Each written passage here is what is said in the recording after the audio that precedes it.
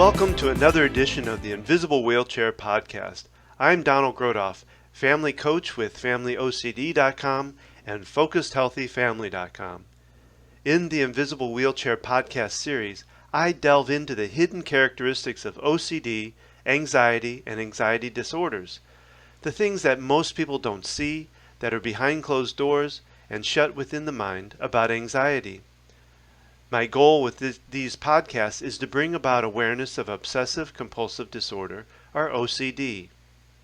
Understand that I am not a doctor, therapist, or counselor, and the content, information, resources, and ideas that are talked about and brought up here in these podcasts are things that I have used, discovered, or have been recommended to me, and I always recommend to seek additional professional help in finding solutions for yourself. Thank you for listening and enjoy the podcast.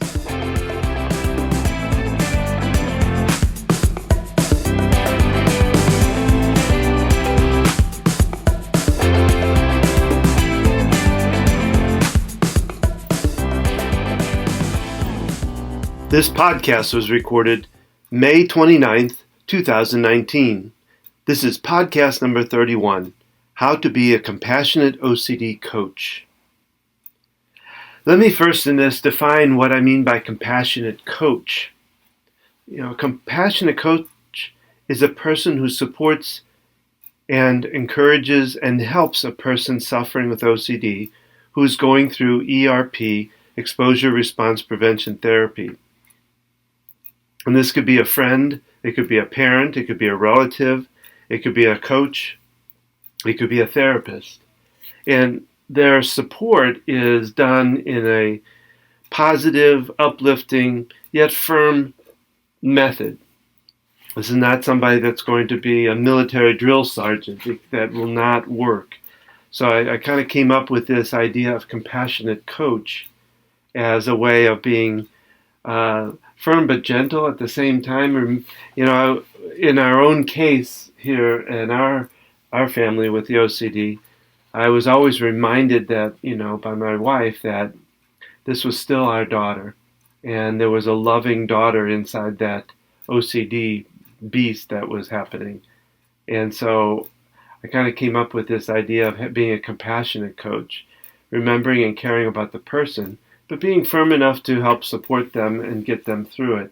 I also call it kind of the impassioned cheerleader, giving them the encouragement to go on even when they don't feel like it.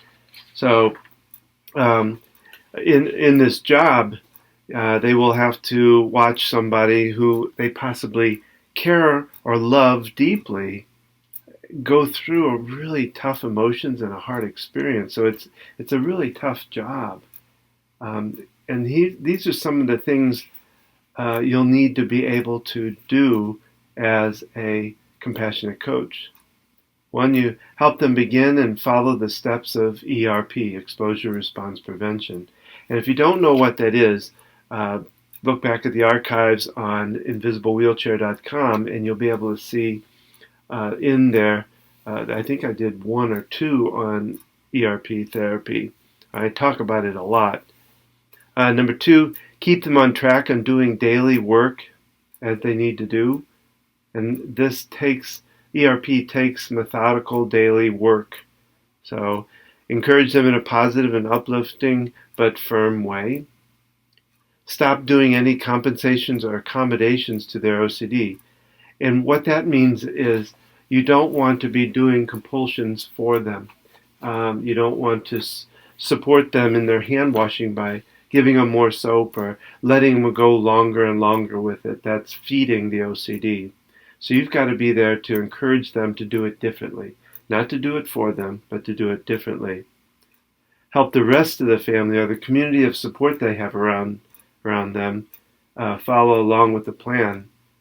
So they're not accommodating or doing the compulsions or criticizing, but yet they're supported and they understand.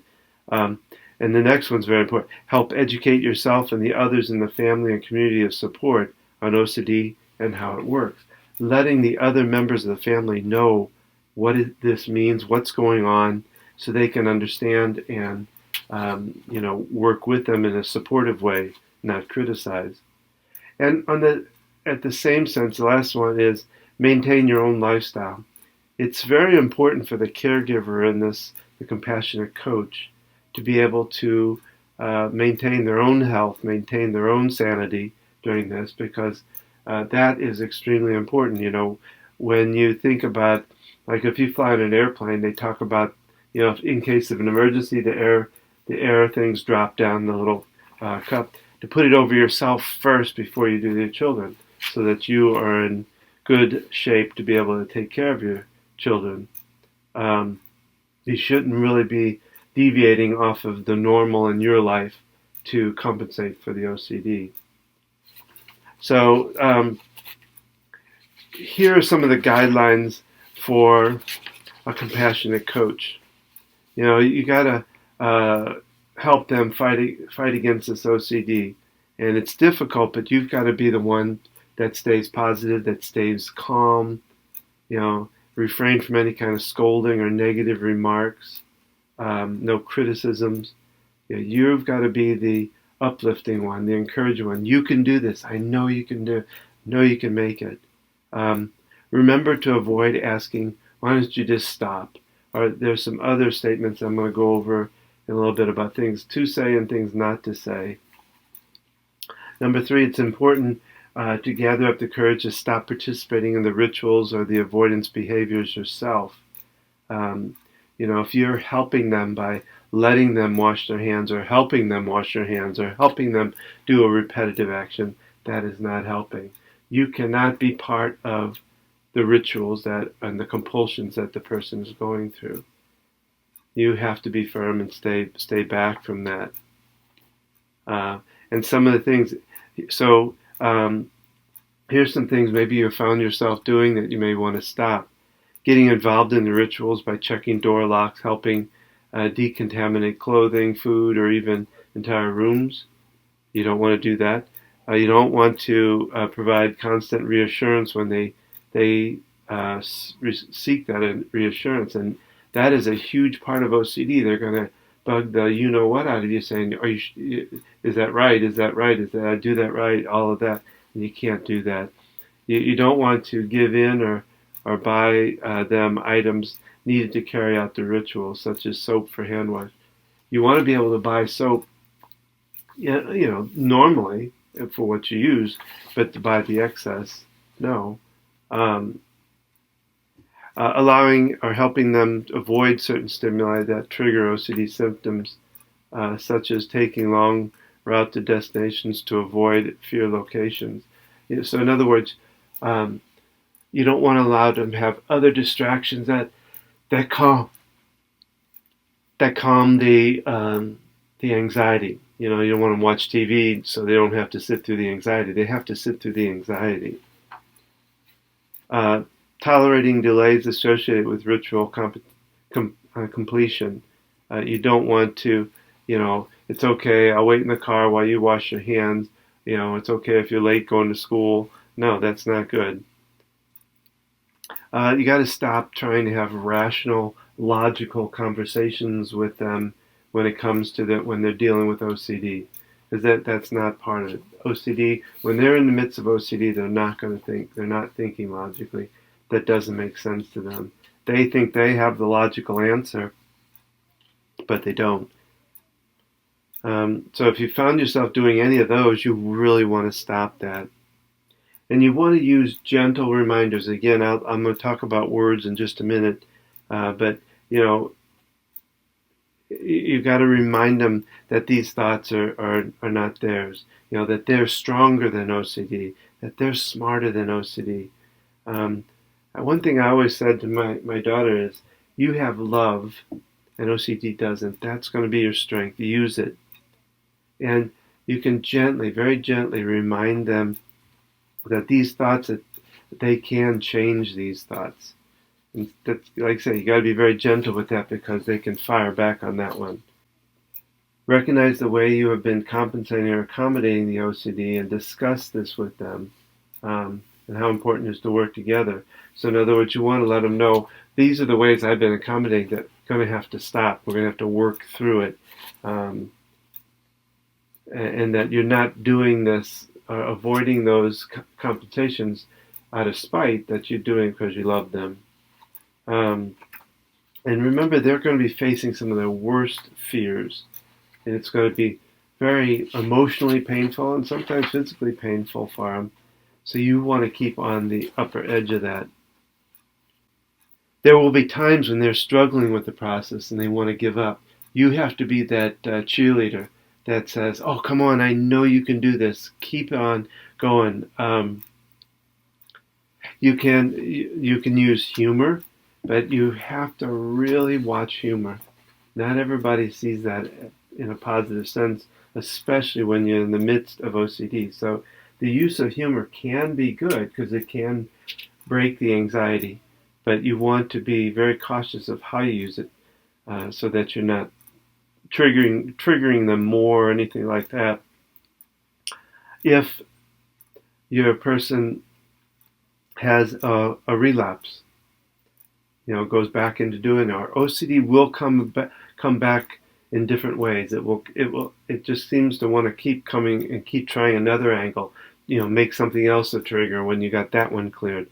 So what you want to remind them that's fairly normal with OCD, to have it come back stronger, come back with something else. So you want to reassure them at that point that it's okay.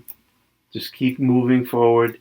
Get them back on track on doing the ERP work, and just encourage them to keep moving, because there will be setbacks. That's normal. You, as the compassionate coach, might want to find a support group for parents, or a support group for friends, or whatever, that will help you in this time. That'll give, because in those kind of groups, when you network with other people, they could give ideas that you had never thought of. They might have found a way to do this differently, and you want to be able to have that support around you. You don't want to be the lone person doing this, and that can be, because it can be very lonely being in that support. Remember too that the work that has to be done by them, not by you. You can't solve their issues. They have to do that themselves. And I believe, lastly, I wanted to mention the idea of that terminology can play a big role, and we're going to talk about some more words. But another thought is I always like to remember that they are not the OCD. They are a person that is suffering with OCD. So when you talk about them, you should say, "My child who has OCD," not my OCD child, or my son, my daughter with OCD. They are not their OCD. They are a person suffering with a disorder called OCD. So I think that's an important thing to encourage them, that they are not this disorder. They are themselves, and this is just something that has inflicted them. So let's talk about some wording. Reassuring words. These are just some examples of things you might be able to say to them that would be encouraging. "Yeah, I know it's tough, but you're okay. Just remember, it is OCD talking, and you'll be fine. I know it may not feel like it, but you are stronger than OCD. I believe in you and know you can do this. I am so sorry you're going through this right now. I am here for you, for support, or someone to talk to. I noticed you decreased your hand washing today. Great job. You can do this. You are not the OCD." So those are some examples of what I call reassuring or compassionate words that can possibly uplift them. Now let's talk about things you don't say in this. Don't worry, I'm kind of OCD sometimes too. You don't look like you have OCD.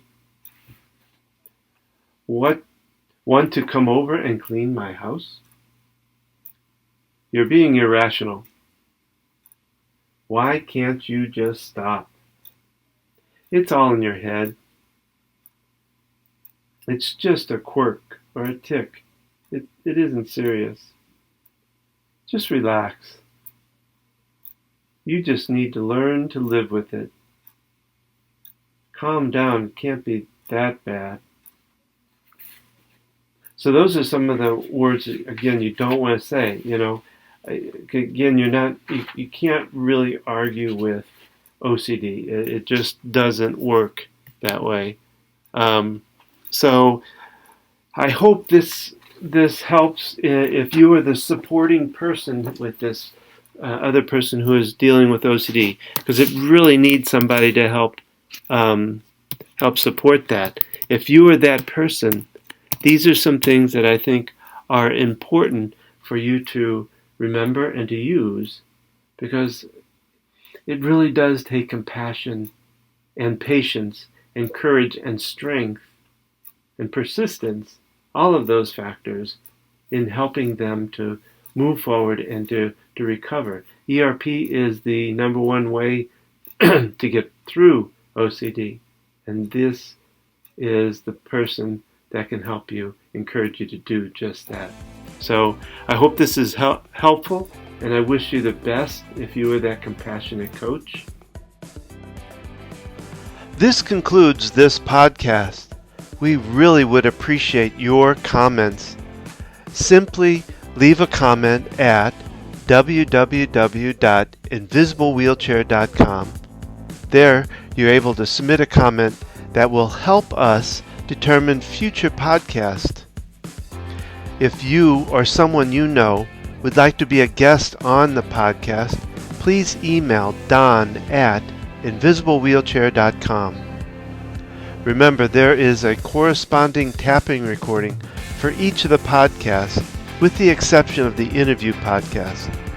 You can find these tapping recordings and archive past podcasts at www.invisiblewheelchair.com.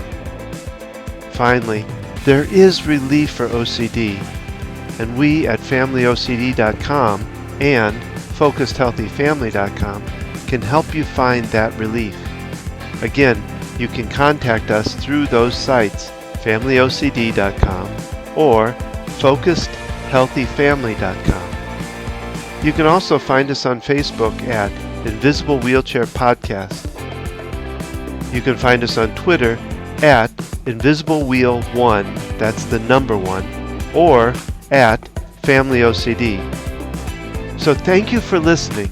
Keep tapping and transcending your life to new heights.